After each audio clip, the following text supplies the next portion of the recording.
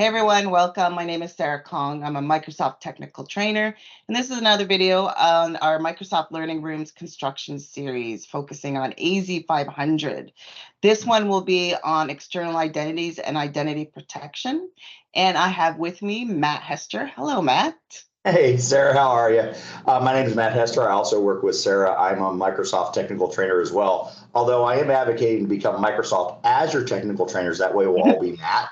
It'll help me remember my name as well. Excited here to talk about some great topics. I think what are we going to talk about today, Sarah? You never tell me these things. You just kind of surprise them to me. Thinking about that. What you just said, that's clever. Microsoft Azure technical trainer spells Matt. Nice. See? I love that. So yeah, Matt, I want to ask you about external identities. Well, what is all of that about? Can you give us a lowdown on that? So when we look at Microsoft and identities, I think we're all familiar with Azure Active Directory identities, where we have our users that are created in the cloud and they're for the cloud. And they have only lived in one place. I know you're going to cover another series in this where you're going to talk about the Active Directory domain services user, or the on-prem users, the hybrid users, or the synchronized users. But then what everybody else, and you have to ask yourself a question, Sarah. When you think about, I want you to imagine you're a large organization, you have business partners, you have consultants, you have engineers, you have your customers. Do you want them to put them in your own Azure Active Directory? No, absolutely not. Why not? Well, because you don't know what they could get access to, and what if somebody accidentally gives them access to something they shouldn't, right? Yeah, you have the problem of access. What's going to happen? But more, I think it's even a more fundamental problem. Think about how many people work at a partner organization. Think of how many people work at a consulting. It's a volume problem. Your Azure Active Directory just went from your own employee headcount to how many ever people you bring in to do those things. And now you also are in charge of all the management operations for those users, resetting passwords, setting up their security, and as you mentioned, setting up their policies and access policies and everything else that we do for regular users. Now, you got to be kidding me. I got to do it for myself and then everybody else that I want in. That's why we have external identities. With Azure External Identities, it allows us to have what are called B2B relationships, business-to-business relationships, and I'll talk about two options for those in just a moment. We also have the ability to do what are called B2C relationships, or business-to-consumers. So we break out our external identities into two big categories: people that we do business with, and people that are doing business with us, our customers. And so I want to focus first on our businesses. So think about this. You hire a consulting company to help you with whatever project. You want to be able to let them into the environment, but you don't want to worry about their object. That's where we have business-to-business collaboration users. And let me kind of draw some of this out so we can get kind of a picture. So let me bring up my whiteboard here real quick. So in this picture, I will do my best here. I have Azure Active Directory, which is kind of our pyramid thing that's here. Or now called Entra. Yeah. Now it's called. You know what? I'm going to get this wrong, Sarah. They just changed it. So Entra Identity. Entra. Yeah, Entra. It's like nobody knows how to say Azure. Azure. Are you sure? It's those different things that we have. And so I mentioned that we had those three types of users. We have our cloud user. I'm just going to draw them in blue. We will assume that is Azure blue. Then we have our synchronized users that are, as you'll go into other things where we have somewhere here, we have an Active Directory domain services environment connected to this Azure AD with AD Connect. But now I like to make these, and I'll use green for this one. We have these users that are our B2B users. Now, sometimes our B2B users are referred to as guests. And I think that name is actually really apropos. They're a guest in my environment. They're allowed to come in. I'm going to give them access to what project. So unfortunately, Sarah, your problem of, hey, I have to manage security, we still have to do that. But we don't have to worry about managing our identity, because what they'll do when they log in, they're going to come up to Azure AD. They're going to say, I want to come in. And Azure AD says, I don't know who you are. You're a guest. But if you go get permission from whoever runs your environment, we can do this. And what Azure AD will do is send them over to whatever their identity provider happens to be. That could be their Gmail account. It could be their company's account. It could be a Hotmail account, could be an MSN account, and anybody old school out there could be an AOL account or a CompuServe. Azure AD doesn't care, because when we have business-to-business collaboration users, Generally speaking, those organizations don't have Azure Active Directory, or we don't want to use Azure AD to let them in. Think about small independent contractors that might be doing consulting on the side and they have a job somewhere else, but they're allowed to do those kind of side moonlighting gigs. That's where B2B collaboration comes in to work with it. So B2B could be anybody that has, their own domain on premises, as well as Gmail, Hotmail, and Facebook accounts as well. Yep, it could be anybody as long as they have that email address that we can send the invite to. And they could even technically make their own OpenID identity provider. Okay. This boils down to something that's very interesting to us. And you and I talk about this term quite a bit, that term zero trust, right? Mm-hmm. Zero trust means we don't trust anybody, right? And I know we're going to talk about always verifying later, but when you start inviting people in, when you invite these external identities in, guess what you've just done? You're trusting them. You're trusting that identity provider is a legitimate source that you're going into. So this is something that when we look at be able to invite users in, you want to lock down this ability to invite external identities into the environment. This is not something for every person. This is probably for a fairly small group of administrators in any organization because it's a trust. If I'm going to invite Gmail, who am I going to invite in? How many am I going to invite in? You're going to control this role. Does that help, Sarah? Yeah, absolutely. That makes total sense. Okay. And so when I think about those independent consultants, those vendors, maybe we have a marketing firm we hire, we're going to probably do B2B. But what about our business partners? So imagine we're a car manufacturer and we have business partner relationships with our software manufacturers that put the software in the cars. Maybe we have business relationships with the folks that make the engine parts for us or the tire parts for us. In most of those scenarios, we're going to leverage what they have. Studies have shown most of our customers already have Azure Active Directory, even if they don't use Azure. Because I don't know if this is a spoiler for anybody. If you have Office 365 or Microsoft 365, guess what? You have Azure Active Directory. So now what we're going to do with those same folks, now their identity provider is kind of unknown. Their identity provider now is their version of Azure AD. Okay, and what we'll do there, same thing, Azure's going to send it over to their identity for verification, but this is called B2B Direct Connect. Now, Sarah, you and I are a bit old school. We kind of grew our teeth with domain controllers and PDCs and BDCs and stuff. I'm sorry, I don't want to get anybody upset, but my first certification was NT351, so I grew up in the world of trust relationships, and that's essentially what you're doing with B2B Direct Connect, is you're creating a trust relationship between your Azure Active Directory and their Azure Active Directory. So especially for the exam, just remember B2B collaboration, guest accounts, direct connect, trust relationships with existing Azure Active Directory environments. Collaboration, no AD. No Azure AD, I should be more specific. Direct connect, they have their own Azure AD. And so it allows us to leverage that power for the business relationship. But again, one of the key tenets of any security, this is just not Microsoft saying zero trust. What did I just say? We just essentially created a trust relationship with another directory. So these are your business partners, people that you're going to do business with and be successful with. So you can trust them and what they're going to do. Yeah, and it's a nice way too, because you've got another directory that, is isolated from your own production in-house company directory. Yep. So that security of two separate directories in that sense. Yeah, and the good thing about that, we're trusting them. Now, what's interesting, what we can do here, and we get this question all the time in classes, and especially when you and I teach, this question always comes up. Well, what if they have MFA over there? What if their identity provider over here requires multi-factor authentication? Do we respect that? And the answer to that question is depends. Depends on what you want to do. Do you respect it or not? This is all a matter of choice. And something else we'll talk about when we get into Entra, identity protection. Whenever you're an object in Azure Active Directory, and this account's an object, this account's an object, and this account's an object, they're objects in Azure AD. But everything still sits in with our multi-factor authentication, with our identity protection.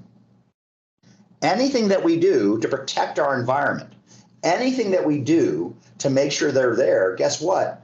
Azure doesn't care whether you logged in directly because you're a cloud account, you're a hybrid account, or a guest account. Now comes all the security principles, and now that's where we see the true fruition of zero trust, always verify.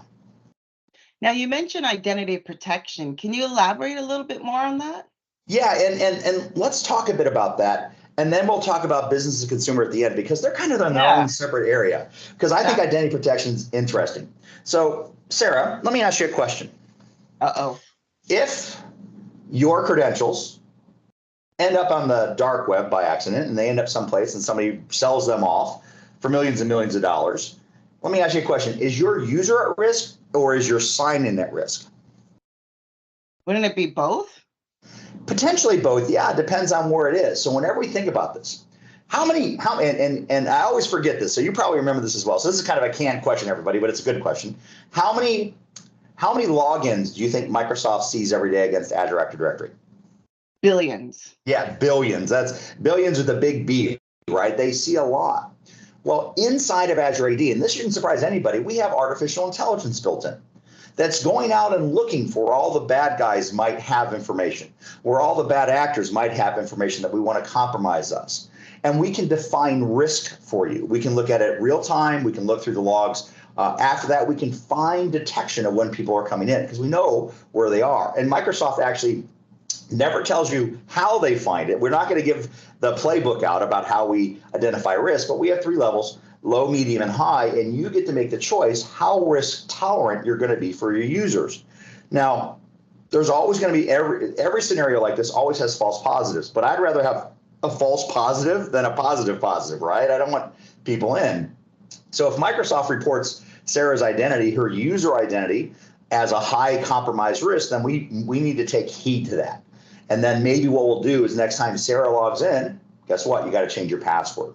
So that's what identity protection is. It's protecting those identities from our user possible credentials, right? I mean, I think it'd almost be better, and you're gonna throw something at me, Sarah, I can sense it. It'd almost be better if we didn't have our passwords digital anymore, if we just used the Post-it notes on our screens, because everybody's at home, right? Nobody's at work anymore to see our passwords on our Post-it notes. But now all of our passwords are digital, and that's what they're going after.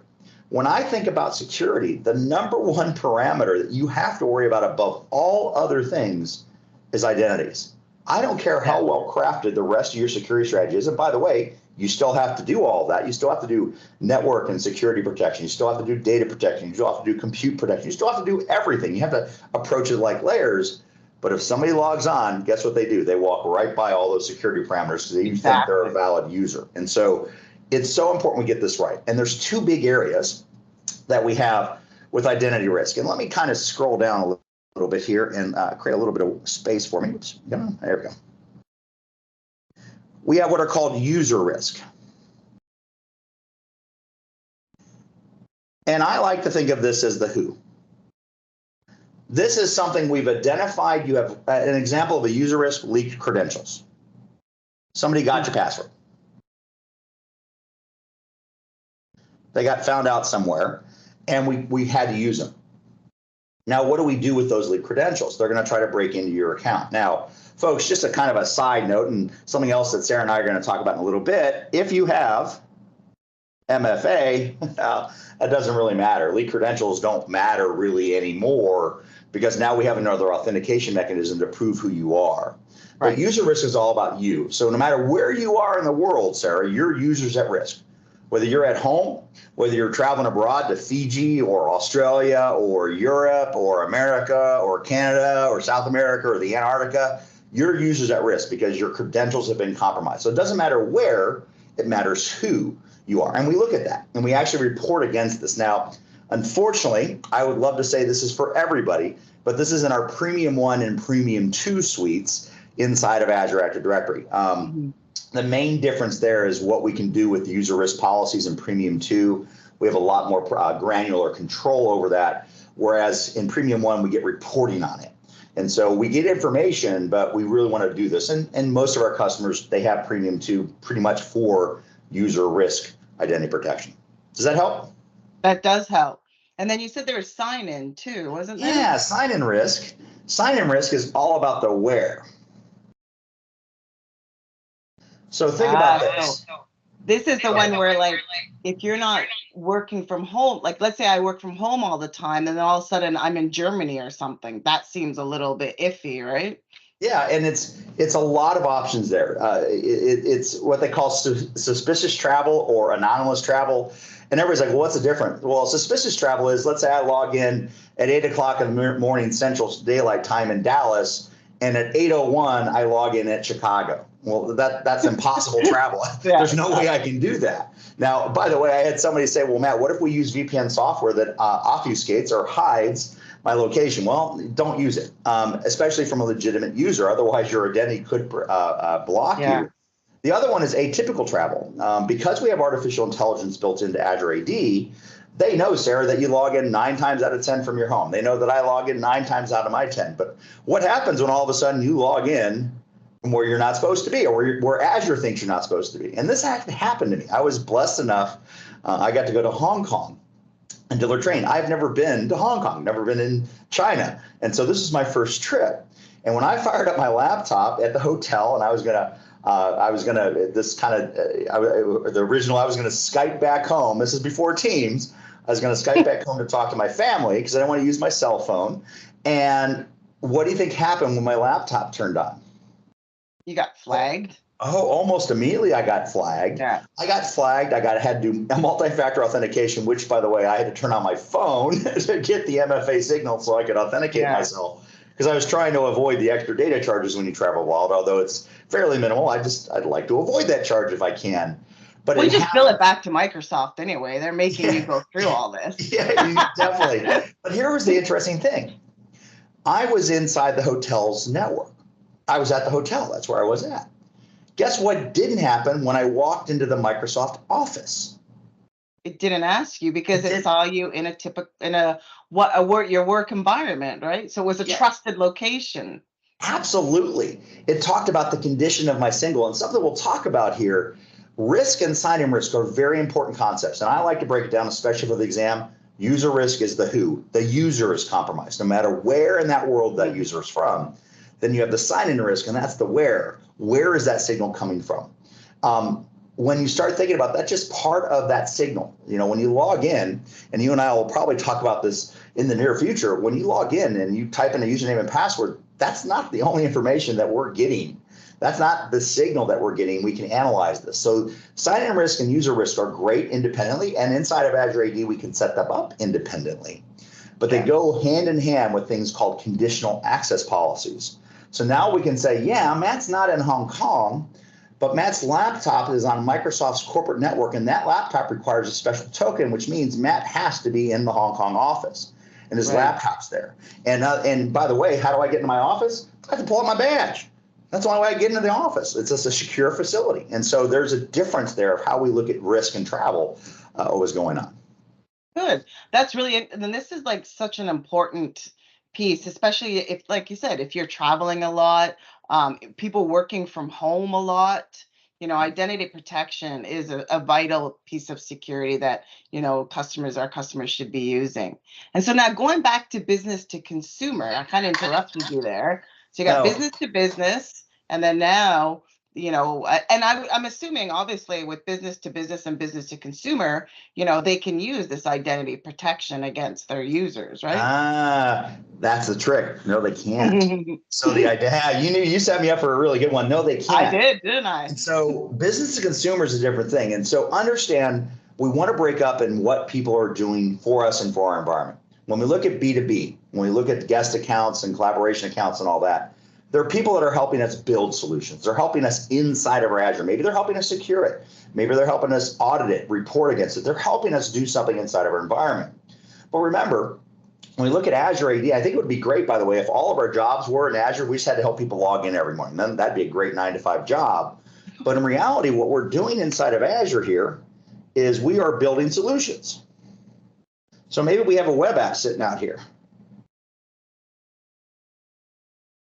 And we want people to come in and use that web app. We want our customers. We want to make money, right? We're in the business to make money. Now they're going to come with their own user ID. Because most likely when we have a web app, we're going to require some form of authentication for that. Now the question is, and we already established, you already said, no, you said I didn't want to do it for my B2B users. You definitely don't want to do it for your consumers. Imagine, how many customers Microsoft has worldwide. Could you imagine you go to our Microsoft AD teams? Oh, by the way, we want you to add in all of our customers into our Azure Active Directory tenant environment. The answer is going to be no. No. Nah, not going to happen. So now what do? We let them leverage their own credential. And there's a couple ways we can do that. One way, we can actually set up what is called Azure, and it's kind of not really something, it's something you provision of the app, but we can do what is called B2C communication. What this is we actually have inside of this environment, we have its own separate Azure Active Directory environment, and it's our business to consumer. It's separate in the fact that it's just really just a storage location. It's just a place we want to put those objects where we essentially have their usernames and passwords they can use, but they sit outside of all of our multi-factor authentication stuff that we use for our people that build our things. That's one way we can do business to consumer, but it's not the only way. Azure is such a popular place, we now allow, and actually pretty much since the beginning, when a developer builds an app, they can choose to use business to consumer if they want.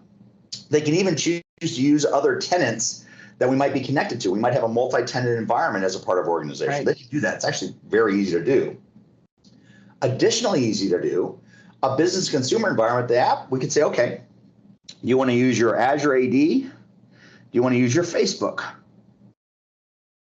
Do you want to use your Gmail account? If you look at the internet today, a lot of the subscription services, and I'll tell you a personal one, I signed up for one of those chef services. I love to cook. I love food. I love to try new things. And when I went to go sign up the website, it says, do you want to create a user? That create user, probably Azure Business to Consumer, but it gave me two other choices. You want to use Facebook or your Gmail account? I'm going to use my Facebook account. And what that's doing is it's sending those authentications to other identity providers, and I don't have to manage the users, but I'm still providing an authentication mechanism that my users are familiar with.